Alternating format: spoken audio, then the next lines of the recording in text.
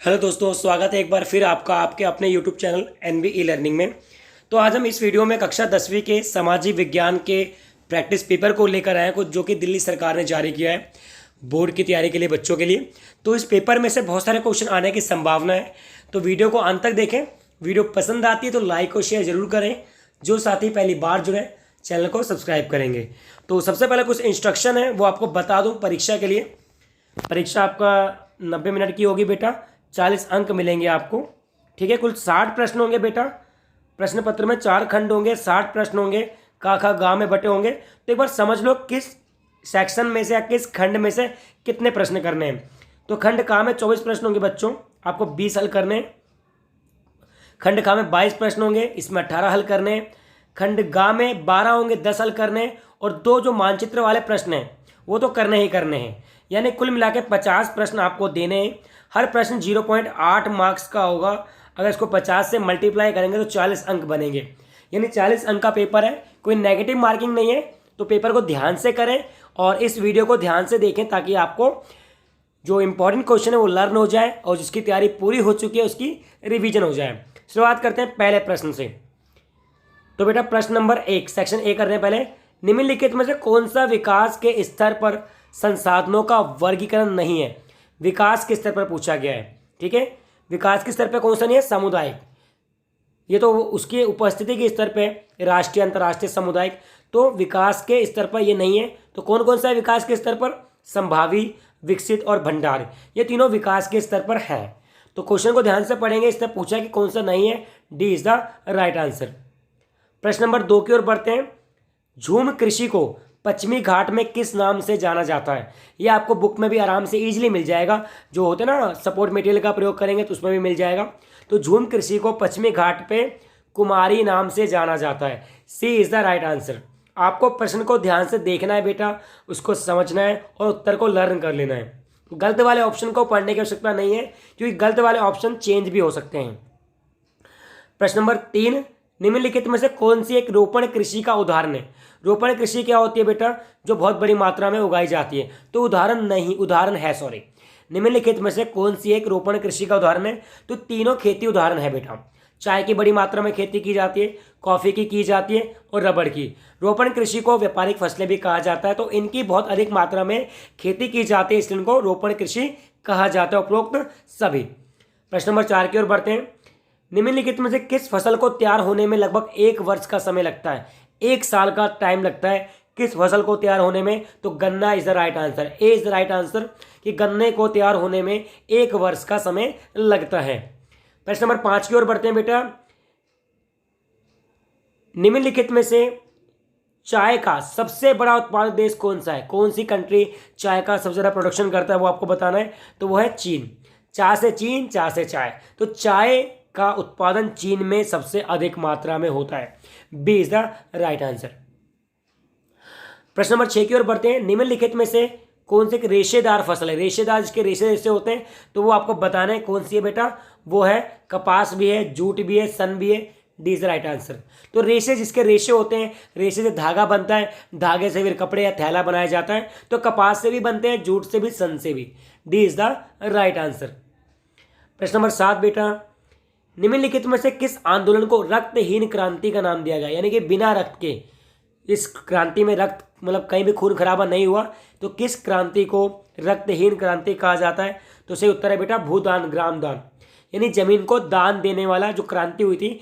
कहा गया था जिन रईसों के पास ज़्यादा जमीन है वे गरीबों को अगर दान देंगे तो इससे जमीन का जो स्थानांतरण है वो नहीं होगा, सभी को मौका मिलेगा विकास करने का। बाकी रूसी क्रांति में लड़ाई हुई थी, खून खराबा हुआ था। द्वितीय विश्व युद्ध में भी लड़ाई हुई थी, खून खराबा हुआ था। और फ्रांसीसी क्रांति में तो भाई आपको पता है दुनिया में पहली क्रांति फ्रांस में हुई थी। तो A is the right answer. प्रश्न नंबर 8 की ओर बढ़ते हैं। भारत में विभिन्न स्तरों की सरकारों के बीच अधिकारों के विवाद की स्थिति में निर्णायक भूमिका कौन निभाता है? यानी जब विभिन्न सरकारों के बीच कोई विवाद फैल जाता है तो कौन इनकी लड़ाई को सुलझाता है? तो वह सर्वोच्च न्यायालय। सुप्रीम कोर्ट एक ऐसा न्यायालय जो सरकारों के बीच विवाद को सुलझाता है, यानी बड़े बड़े मसले अपने अंदर रखता है। प्रश्न नंबर 9 की ओर बढ़ते हैं। भारत में किस प्रकार की शासन व्यवस्था है? सबको पता होगा केंद्रीकृत, एकात्मक, संघात्मक क्या है? तो संघात्मक। भारत राज्यों का संघ ये कहा गया है, तो भारत में संघात्मक व्यवस्था है। प्रश्न नंबर 10 की ओर बढ़ते हैं। स्थानीय स्वशासी निकायों में कम से कम पद महिलाओं के लिए, यानी स्थानीय शासन में कितने पद महिलाओं के लिए? 1/3 इज द राइट आंसर, 1/3, यानी कि 3 में से 1 पद स्थानीय शासनों में महिलाओं को दिया गया है। ए इज द राइट आंसर। प्रश्न नंबर बहुत ही आसान है कि संविधान में, भारतीय संविधान में 22 भाषाओं को किस अनुसूची में रखा गया? 8वीं अनुसूची। भारत की 8वीं अनुसूची में 22 भाषाएं हैं। एक चीज और बता दूं, इंग्लिश एक ऐसी भाषा है जो इंडिया में बोली जाती है, लेकिन 8वीं अनुसूची में इंग्लिश भाषा नहीं शामिल। तो 22 भाषाओं में इंग्लिश भाषा शामिल नहीं है, और जो 22 भाषाएं हैं बेटा वो 8वीं अनुसूची में रखी गई हैं। प्रश्न नंबर 12 की ओर बढ़ते हैं। निम्नलिखित में से किस भारतीय राज्य या राज्यों को अनुच्छेद 371 के तहत विशेष प्रावधान दिया गया है? वो था असम, अरुणाचल प्रदेश, नागालैंड। उपरोक्त सभी, ठीक है, उपरोक्त सभी राज्यों को विशेष प्रावधान प्राप्त हैं। असम, अरुणाचल प्रदेश, नागालैंड, यानी कि उपरोक्त सभी। प्रश्न नंबर 13 की ओर बढ़ते हैं। बेलोनिया क्षेत्र के निवासी मुख्यतः किस भाषा को बोलते हैं? बेलोनिया क्षेत्र के निवासी किस भाषा को बोलते हैं? तो बेटा फ्रेंच भाषा को बोलते हैं। B is the right answer. प्रश्न 14, निम्नलिखित में से किस देश का सत्ता का ऊर्ध्वाधर वितरण नहीं है? ऊर्ध्वाधर क्या होता है बेटा? यानी कि केंद्र सरकार, राज्य सरकार, स्थानीय सरकार। किस कंट्री का नहीं इनमें से, वो आपको बताना है, तो वो है लंका का। B is the right answer. Belgium का है। सबसे पहले केंद्रीय सरकार, फिर राज्य सरकार, फिर सामुदायिक सरकार बेल्जियम में। भारत में केंद्र सरकार, राज्य सरकार, स्थानीय सरकार। तो बी, लंका एक ऐसा कंट्री है जिसमें ऊर्ध्वाधर वितरण नहीं है। प्रश्न नंबर 15 की ओर बढ़ते हैं। लोकतंत्र का एक बुनियादी सिद्धांत है कि डैश ही हमारी राजनीतिक शक्तियों का स्रोत होता है, तो वो है बेटा आपका जनता। लोकतंत्र में जनता ही सभी शक्तियों का बॉस होता है। अगर जनता का नेता ना चुने तो नेताओं की कोई पावर नहीं रहती। अगले प्रश्न की ओर बढ़ते हैं। प्रश्न नंबर 16, निम्नलिखित में से कौन सा असत्य है, यानी कि पूछा गया कौन सा रॉन्ग है? प्राथमिक क्षेत्र को कृषि एवं संबंधित क्षेत्र कहा जाता है, ये तो सही है भाई। द्वितीय क्षेत्र को औद्योगिक क्षेत्र भी कहा जाता है, बिल्कुल सही। मत्स्य पालन सेकंड में आता है, बिल्कुल गलत। क्यों भाई? देखो, मत्स्य पालन खेती में आता है प्राथमिक क्षेत्र में। बैंकिंग सेवा थर्ड में आते हैं, बिल्कुल। तो सी राइट आंसर है, जो कि इसमें असत्य दे रखा है, यानी कि सी है जो असत्य है, क्योंकि मत्स्य पालन प्राथमिक स्टेट में आता है। प्रश्न नंबर 17 की ओर बढ़ते हैं। मानव विकास सूचकांक की गणना किस संस्था द्वारा की जाती है? इसका उत्तर भी बहुत आसान है, संयुक्त राष्ट्र विकास प्रोग्राम, यूएनडीपी द्वारा। यूएनडीपी यानी इसकी फुल फॉर्म याद करनी है आपको, संयुक्त राष्ट्र विकास प्रोग्राम, यानी कि united nation development programme. Hindi में कार्यक्रम भी लिखा हुआ आ सकता है। तो 17वें का उत्तर है सी। आप वीडियो को पॉज करके क्वेश्चन को 2-3 बार पढ़ सकते हैं, इसको बार बार रीड करेंगे तो आपको लर्न हो जाएगा। निम्नलिखित में से कौन सा एक शहरी अमीर परिवार की लड़की के लिए विकास का लक्ष्य हो सकता है? देखो, आपको चैप्टर एक वीडियो भी अपलोड है मेरी यूट्यूब चैनल पर कि विकास का सबका अलग अलग मतलब होता है। किसी के लिए विकास का मतलब कुछ और है, किसी के लिए कुछ और है। तो एक शहरी लड़की के लिए, अमीर परिवार की लड़की के लिए क्या होगा विकास का लक्ष्य, वो आपको बताना है। अपने भाई जितनी स्वतंत्रता प्राप्त करना, जितनी आज़ादी उसके भाई को मिले घूमने फिरने की, उसे भी मिलनी चाहिए, खाने पीने की, पहनने ओढ़ने की, सब। तो A is the right answer.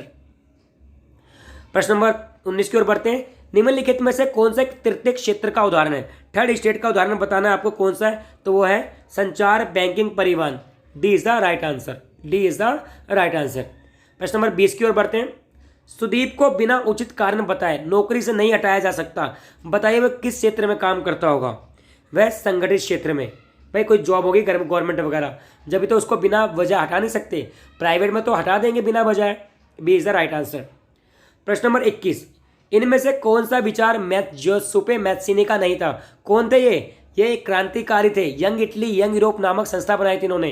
तो कौन सा क्वेश्चन पूछा है कि नहीं है, जोसेफ मैत्सिनी का नहीं है। राजशाही का समर्थन, राजशाही का कभी समर्थन नहीं किया, लोकतंत्र का समर्थन किया इन्होंने। सी इज द राइट आंसर। प्रश्न नंबर 22 की ओर, मैटरनिक कौन था? सबको पता है, ऑस्ट्रिया का चांसलर था। B is the right answer, duke Metternich. इसने कहा था कि फ्रांस छींकता है तो पूरे यूरोप को सर्दी लग जाती है। फेडरिक कौन था? फेडरिक यानी कि फेडरिच लिखा हुआ है, फेडराइक लिखा हुआ, जो भी है, फेडरिक बोला है। कौन था एक जिसने चित्र बनाए थे?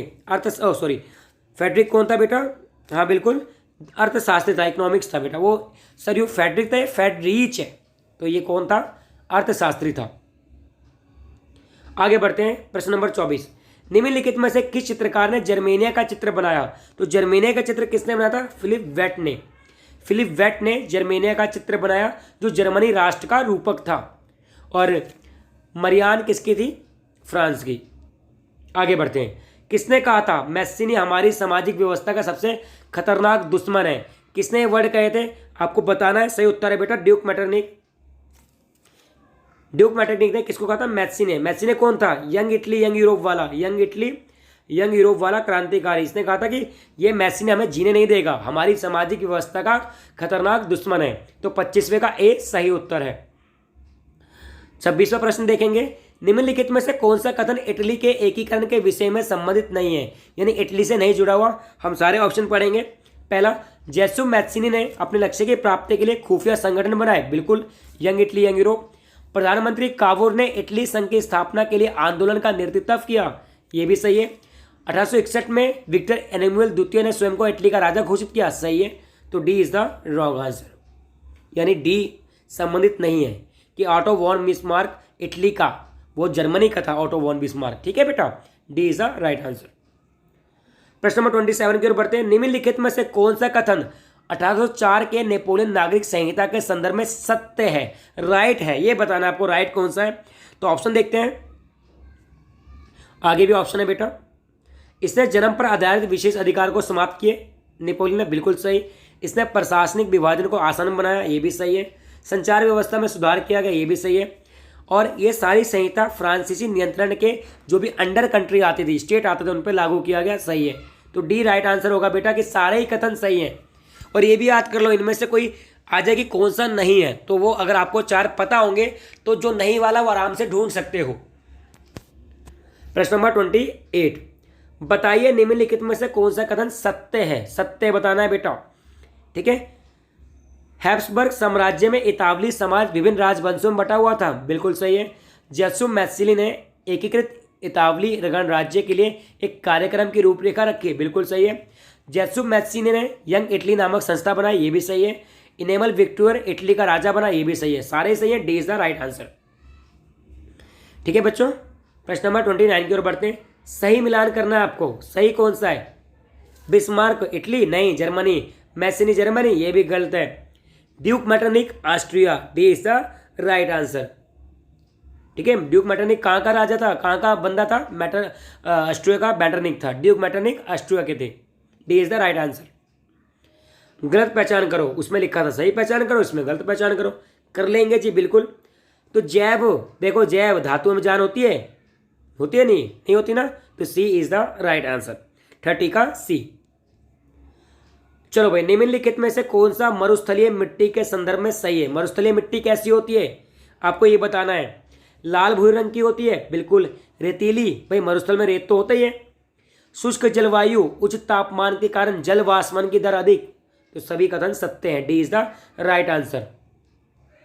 इससे आपको आइडिया भी मिल जाएगा कि बुक में पढ़ना क्या है। जो मेन मेन डाटा है, डेट्स है, वो याद करनी है। जो मेन मेन घटनाएं घटी ब्लैक में डार्क में लिखा हुआ आपकी बुक में, वो लर्न करना है। गलत की पहचान करनी है बेटा, करते हैं। जलोढ़ मिट्टी किसके लिए? गन्ने के लिए है भाई, सही बात है। तो काली मिट्टी किसके लिए? कपास के लिए, ये भी सही है। लेटेराइट मिट्टी काजू के लिए, ये भी सही है। लाल मिट्टी सेब के लिए, गलत। सेब कहाँ उगते हैं? पहाड़ी क्षेत्र में। कौन सी मिट्टी चाहिए? पहाड़ी चाहिए। तो लाल मिट्टी सेब की कृषि के लिए गलत है। 33वां प्रश्न, निम्नलिखित में से कौन सा कथन भारत में कॉफी उत्पादन के संदर्भ में असत्य है? क्वेश्चन को 2 बार पढ़ना, असत्य पूछा गया है। देखते हैं बेटा क्या है। भारतीय कॉफी अपनी गुणवत्ता के लिए संसार में प्रसिद्ध है, बिल्कुल सही है भाई ये तो।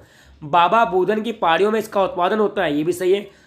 अरेबिक किस्म की कॉफी जापान से लाई गई, गलत है। तो सी इज द राइट आंसर। कौन सा? गलत है। 34वां प्रश्न है बेटा, कौन सा सत्य पूछा गया है इसमें? निम्नलिखित में से कौन सा जलोढ़ मिट्टी जो कि सबसे उपजाऊ है, कथन सत्य है? इन मृदाओं का रंग सफेद होता है, बिल्कुल सही लिखा है। ये कपास की खेती नहीं, काली मिट्टी होती है वो तो। फॉस्फोरस, ये भी नहीं।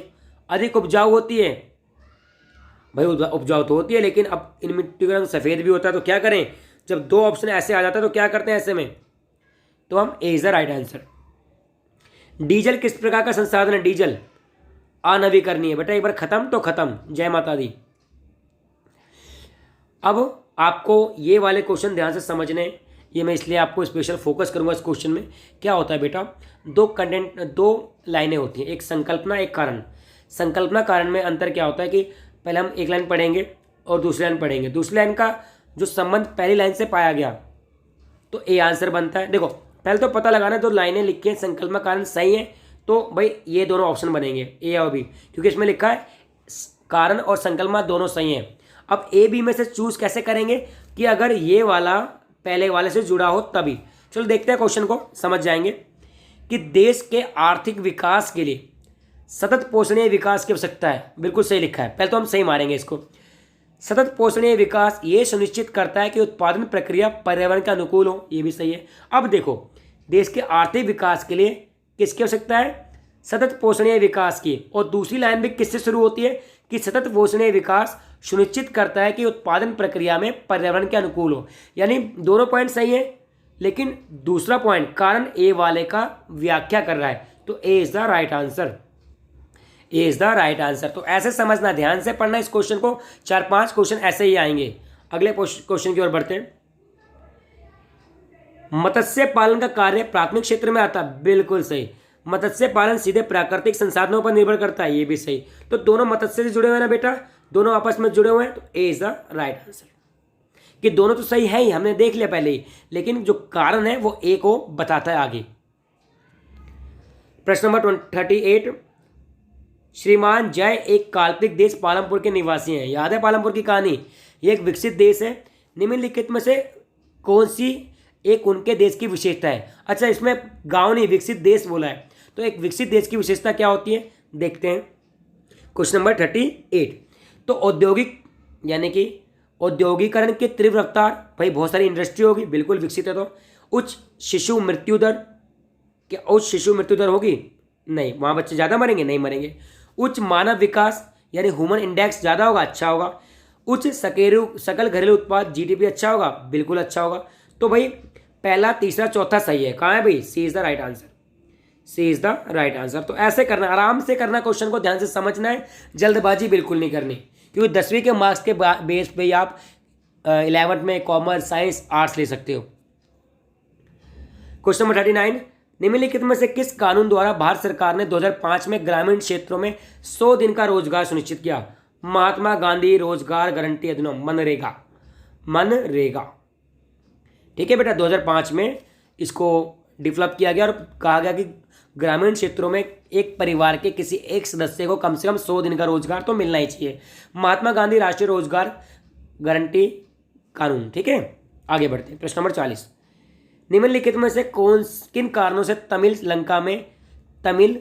लोग लंका में बेगानापन महसूस करते हैं। क्योंकि वहाँ पे कानून द्वारा सिंहली को राजभाषा घोषित किया गया, भाई ये तो बिल्कुल किया गया। सरकार ने विश्वविद्यालय व नौकरियों में सिंहलियों को प्राथमिकता दी, बिल्कुल आपने चैप्टर पढ़ा हुआ ये वाला। नए संविधान में प्रावधान किया गया कि सरकार बौद्ध मत को संरक्षण देगी, बिल्कुल, तो D is the right answer. कि सारे कंडीशन थी जिससे तमिल लोग अपने आप को बेगानापन महसूस कर रहे थे। प्रश्न नंबर 41, वही कारण वाला, ध्यान से। बेल्जियम ने अपने संविधान में 1970 से 1993 के मध्य 4 संशोधन किए, बिल्कुल सही, ठीक है। बेल्जियम में डच भाषी व फ्रेंच भाषी लोगों के बीच मध्य तनाव बढ़ा। अब यहाँ पे संविधान संशोधन की बात कर रहा है, यहाँ पे तनाव की बात कर रहा है। दोनों सही तो हैं, क्या आपस में जुड़े हैं? अगर ये क्वेश्चन में संविधान के बारे में आता तो जुड़ जाते, तो B is the right answer. कि दोनों सही हैं, लेकिन वो जो नीचे वाला कारण है वो ए का सही व्याख्या नहीं कर पा रहा। B is the right answer. प्रश्न नंबर 42, निम्नलिखित में से कौन सा एक संघ सूची का विषय नहीं है। संघ सूची का विषय नहीं है वो बताना है आपको। 42वां प्रश्न आपके सामने। तो विवाह और व्यापार ये समवर्ती, विवाह समवर्ती का है और व्यापार राज्य सूची का, तो B is the right answer, ठीक है। रक्षा केंद्र सूची का है, विवाह समवर्ती सूची का है, इसलिए यानी रक्षा संघ सूची का, विवाह समवर्ती का, संचार भाई उसका है संघ सूची का, और व्यापार राज्य सूची का, तो B is the right answer. प्रश्न नंबर 43, अगर कोई समुदाय बहुसंख्यक यानी जिसकी संख्या ज़्यादा होती है वह अपने मन चाहे ढंग से देश में शासन कर सकता है और इसके लिए अल्पसंख्यक समुदाय की जरूरत और इच्छाओं की अवहेलना करे, तो कौन सा वाद कहलाएगा? कौन सा वाद कहलाएगा? वो बहुसंख्यक वाद कहलाएगा। अगर कोई बहुसंख्यक अल्पसंख्यकों की बात नहीं मान रहा तो बहुसंख्यकवाद कहलाएगा। D C is the right answer. प्रश्न नंबर 44 कहांगे ये गलत की पहचान करना। आपको गलत क्या है ये पहचान करना। 44 में आपको साथ आकर संघ बनाना, इंडिया डी वाला गलत है। ठीक है, साथ आकर संघ बनाना अमेरिका ने भी, स्विट्जरलैंड, ऑस्ट्रेलिया ने। इंडिया ने साथ आकर संघ नहीं, इसने कहा है कि इंडिया राज्यों का संघ है ही है। D is the right answer. प्रश्न नंबर 45 निम्नलिखित में से किसका हेड ऑफिस ब्रुसेल्स में? तो वो यूरोपीय संघ है बेटा। B is the right answer. यूरोपीय संघ का हेड ऑफिस ब्रुसेल्स में। ब्रुसेल्स का है बेल्जियम की राजधानी।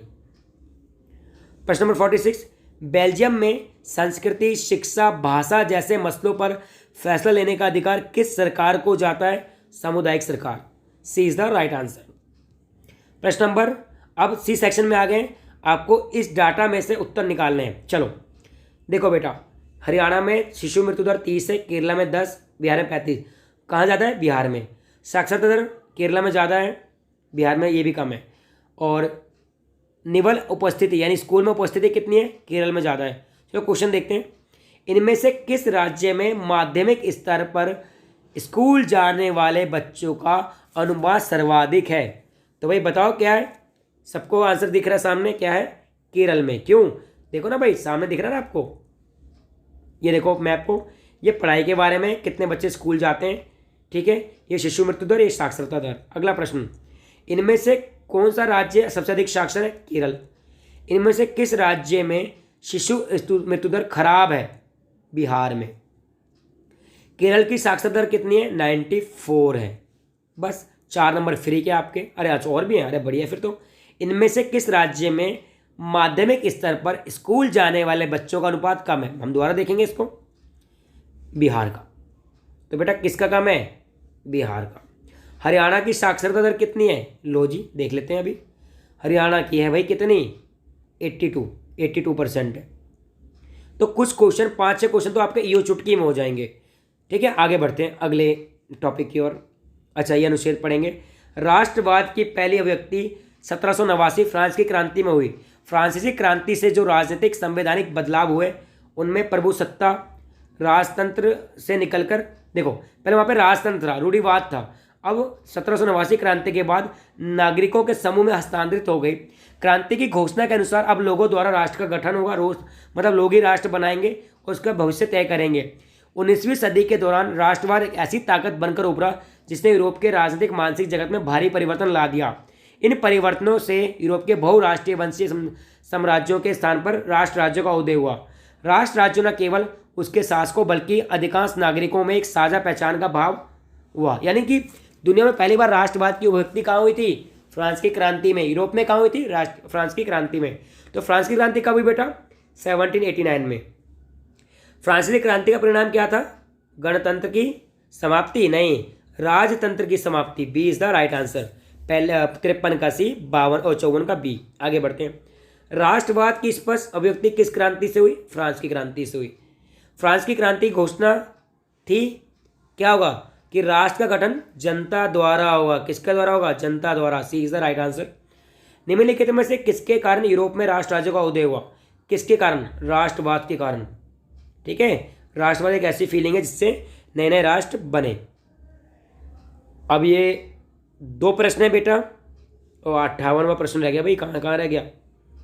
हाँ ये हो गया, सॉरी। ठीक है, सॉरी, ये क्वेश्चन रह गया था। राष्ट्र राज्य के उदय का परिणाम क्या हुआ? राष्ट्र राज्य का उदय का परिणाम क्या हुआ? साझी पहचान, साझी विरासत का भाव। बताओ क्या हुआ? 58 का बी, बिल्कुल सही। क्योंकि राष्ट्र, जब राष्ट्र बोलते हैं हम इंडियन है तो एक एकता की भावना आती है। B is the right answer. अब 2 मैप वाले तो करने ही करने हैं। मैप कहाँ है भाई? मैप देखेंगे पहले हम। ये रहा मैप। गुजरात, देखो गुजरात, और क्या है ये? गुजरात क्या है ये? बिल्कुल ये देखो, ये केरला है, तमिलनाडु, ये हैदराबाद, ये देखो गुजरात, महाराष्ट्र, आंध्र प्रदेश। ठीक है, आगे बढ़ते हैं। क्वेश्चन क्या पूछेगा देखते हैं क्वेश्चन से। उस बांध की पहचान की जो कर्नाटक में कौन सा बांध है भाई? कर्नाटक में कौन सा बांध है आपको बताना है। तो ये बेटा कर्नाटक है, सॉरी मिस्टेक हो गई थी, कर्नाटक वही कहूँ, कुछ मिस्टेक हो रही है, कर्नाटक है बेटा ये, और ये गुजरात है आपका। तो कौन सा बांध कर्नाटक में है, उस बांध का नाम बताना है आपको। तो उस बांध का नाम बेटा तुंगभद्रा बांध कर्नाटक में, तुंगभद्रा बांध कर्नाटक में, D is the right answer. ठीक है। असम की प्रमुख रोपण फसल की पहचान करनी है। असम में क्या उगाया जाता है, असम में उगाया जाता है चाय, चाय असम की बड़ी फेमस है, सी इज द राइट आंसर। ठीक है बेटा, तो ये तो उनके लिए जो कि दृष्टिबाधित है, लेकिन आपको क्या करना है, एक बांध को दर्शाया गया, बांध वही है तुंगभद्रा, सॉरी ए कहाँ है पहले, ए देखो, हाँ तो ए कौन सा बांध है, तुंगभद्रा बांध। ठीक है बेटा, D is the right answer. और असम की प्रमुख फसल कौन सी है, चाय। तो ब्लाइंड के लिए भी सेम है, आपके लिए भी सेम, बस उसमें आपको नाम बताना है, इसमें मैप में दिखाना है। ठीक है, अगर वीडियो पसंद आए तो प्लीज़ लाइक करें, शेयर करें। आपको अन्य सब्जेक्ट की वीडियो भी बहुत जल्दी इस चैनल पर मिल जाएगी। एनबी ई लर्निंग से जुड़ने के लिए बहुत बहुत धन्यवाद।